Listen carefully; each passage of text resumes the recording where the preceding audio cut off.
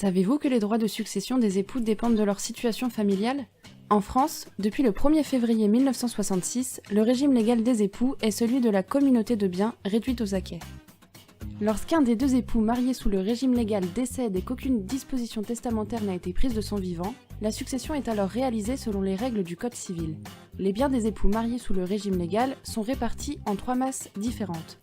La masse de communauté est composée des acquêts, c'est-à-dire l'ensemble des biens acquis par les époux durant le mariage.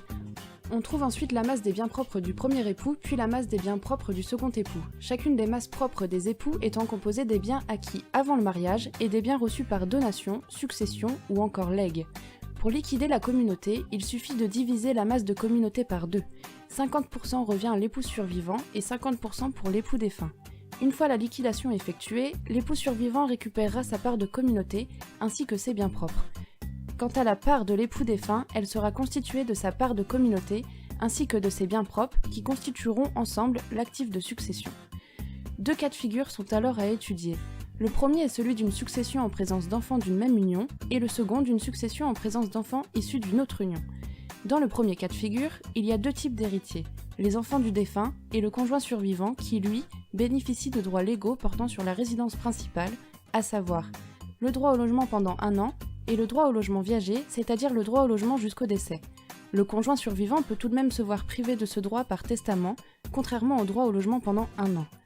Les droits légaux du conjoint survivant touchent aussi l'actif de succession, accordant ainsi à l'époux 2 options. Soit il décide d'en disposer en pleine propriété, auquel cas il héritera d'1/4 de l'actif successoral, soit il décide d'en disposer en usufruit, auquel cas il héritera de la totalité de l'actif successoral, dont il ne sera pas pleinement propriétaire. S'il opte pour le quart en pleine propriété, alors les enfants auront 3/4 en pleine propriété. Alors que s'il opte pour l'usufruit, les enfants auront la totalité en nue propriété. Étudions maintenant le cas dans lequel l'époux défunt aurait eu des enfants lors d'une précédente union. Dans ce cas de figure, les droits légaux portant sur la résidence principale sont les mêmes, le droit au logement pendant 1 an ainsi que le droit au logement viager. En revanche, l'époux survivant ne dispose plus de l'option lui accordant la totalité de l'actif de succession en usufruit. Le quart en pleine propriété lui est alors imposé. Les enfants de l'époux défunt héritent alors ensemble de 3/4 en pleine propriété. Mais qu'en est-il en présence d'une donation entre époux ? En l'absence d'enfants ou encore en présence de parents, les droits de succession de l'époux survivant sont-ils les mêmes ? Et avec un testament ? Toutes ces questions, et bien plus, trouveront leur réponse dans la suite de la formation.